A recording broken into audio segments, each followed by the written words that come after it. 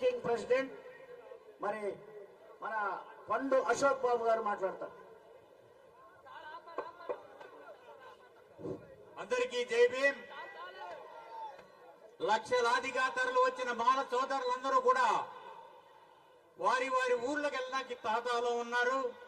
ఎందుకంటే ఇప్పుడు బయలుదేరితే తెల్లవారుజామున వాళ్ళ ఊర్లు చేరగల పరిస్థితి ఉంది. కాబట్టి మాకు వారి బాధ అర్థమయ్యి ఒక్కళ్ళను కొంచెం తక్కువ మాట్లాడమని ఇబ్బంది పెడుతున్నాం, కానీ వేరేదేమీ లేదు.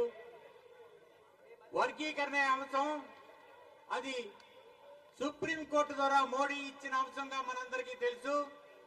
వర్గీకరణ తీర్పులో వర్గీకరణ చేయమని ఎక్కడా లేకపోయినా దాన్ని కూడా తప్పుదోవ పట్టించి వర్గీకరణ వాదులైన కొన్ని పార్టీలు మరియు ప్రభుత్వాలు కూడా వర్గీకరణ చేద్దామని తహతహలాడారు.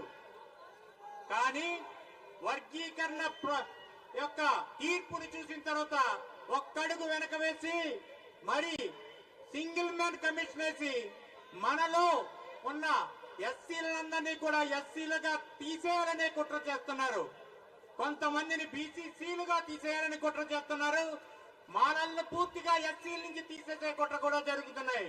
అందుకనే మనం ఈ రోజు మాలలందరూ కూడా సమూహంగా అయ్యి మనకి ఎవరైతే వ్యతిరేకంగా ఉన్నారో ఆ పార్టీలన్నిటికి కనువిప్పు కలిగించాలనే ఉద్దేశంతో ఈ రోజు ఆంధ్రప్రదేశ్ నడుబుడ్డున దేవి ప్రసాద్ గారి నాయకత్వంలో మేమందరూ ఒక జేఏసీకి ఏర్పడి ఏకతాటిపై రమారమి నెల రోజులు నిద్రలు లేని నడుతులు నడిపి మనమందరం ఇక్కడ చేరుకున్నాం.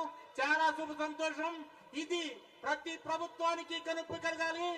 ఒక పార్టీ అనుకుంటుంది మన ప్రభుత్వానికి మాదిగల సపోర్ట్ ఉంటే సరిపోతుంది అనుకుంటుంది. ఇంకో పార్టీ అనుకుంటుంది మాదిగలు వారికి సపోర్ట్ చేస్తే తప్పకుండా మాలలు మా పక్కకు వస్తారని అనుకుంటున్నారేమో. మాలల యొక్క ముందు ఎవడో ఒకరికి భుజాల మీద ఎక్కించుకునే తిరిగి పరిస్థితి లేదు. అందరూ కలుస్తారు. మేమే మాలలుగా ఓట్లేసుకుంటాం. మాకు మేమే ఓట్లేసుకునే పరిస్థితి వస్తుంది. ఎందుకంటే రాష్ట్రంలో ఉన్న మాలల్లో ఎక్కడికి వచ్చింది 10% మాత్రమే.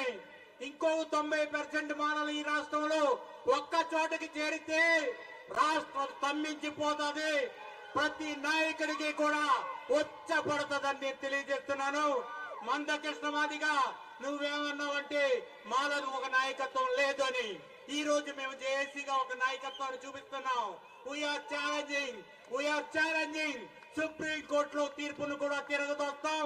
నువ్వు అప్పుడు ఎక్కడ పెట్టుకుంటావో నీ తలకాయని నేను ప్రశ్నిస్తూ ఈ సమూహానికి మరొక్కసారి తెలియజేసుకుంటూ ముగిస్తున్నాను. జై భీమ్.